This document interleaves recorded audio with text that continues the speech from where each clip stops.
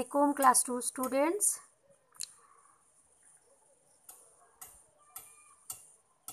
আশা করি এই ওয়েদারে সকলের শরীর ঠিক আছে, ভালো আছো তোমরা।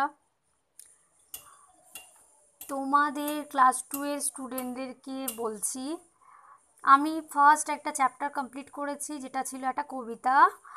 কি ছিল কবিতাটা? দেশ হামারা। তার 5টা কোয়েশ্চেন দিয়েছিলাম, তোমরা কপিতে সেগুলো কমপ্লিট করেছো কি বলতে। আমি কমপ্লিট করিয়ে দিয়েছি, তোমাদের কাজ হচ্ছে সেগুলোকে মেমোরাইজ করা।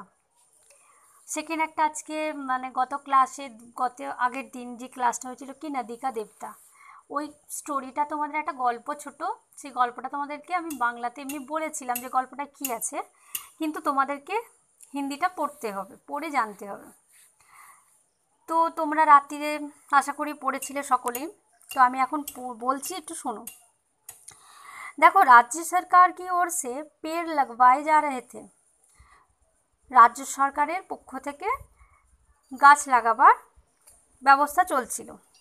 तो सूखे पेड़ काटने के लिए मजदूरों को काम पर लगाया गया। तो যত শুকনো গাছ যেখানে ছিল, যেখানে সেগুলোকে কাটার জন্য মজদুর অর্থাৎ শ্রমিকদের কাজে লাগানো হয়েছিল। তো নদী के किनारे 2 सूखे पेड़ थे।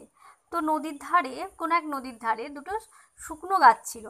तो मंगरू को इन्हें काटना था। तो मंगरू नाम का एक जो क्या है वर्क श्रमिक अच्छा একটা जो क्या बोलते हैं उसे, मजदूर, तो उसे वो पेड़ काटना था।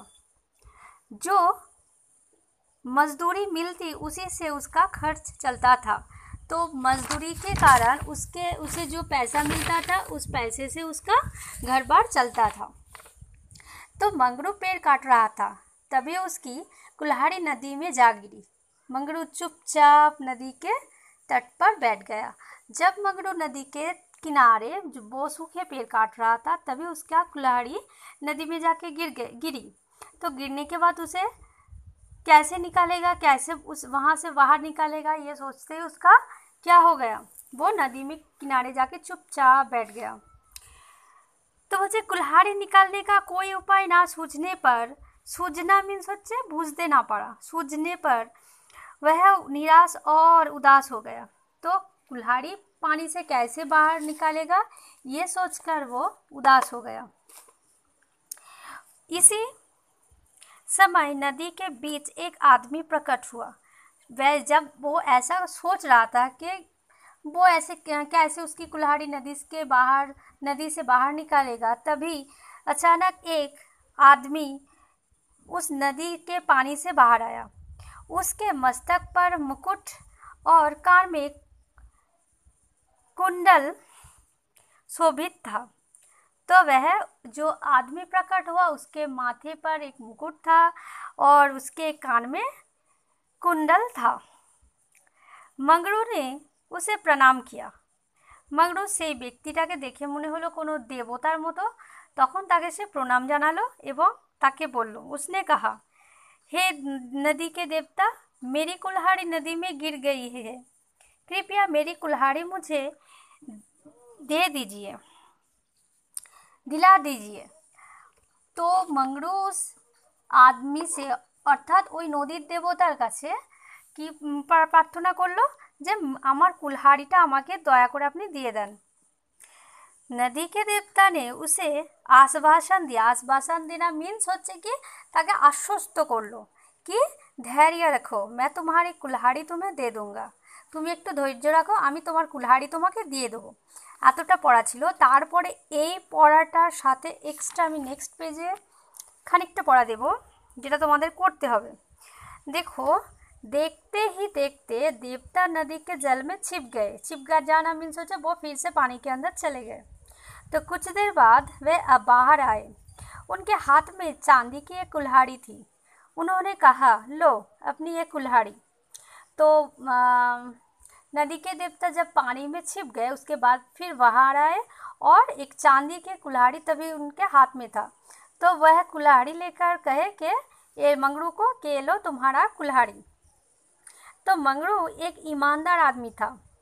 मंगरू कैसा आदमी था? एक ईमानदार। तो उसने उत्तर दिया, नहीं देवता, ये कुल्हाड़ी मेरी नहीं है, मैं अपनी ही कुल्हाड़ी लूँगा।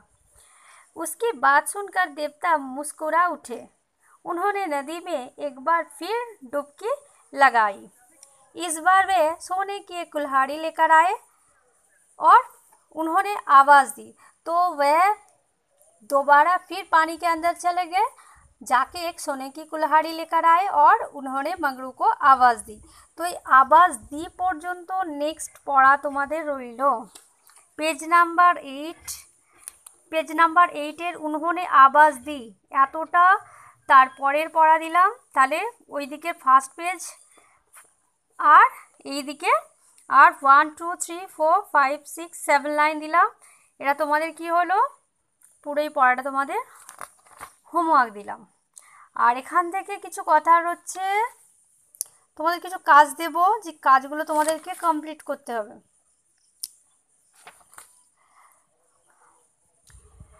আচ্ছা, যে পড়াটা তোমাদেরকে দিলাম নদী কা দেবতা, ওটা তোমাদের হোমওয়ার্ক।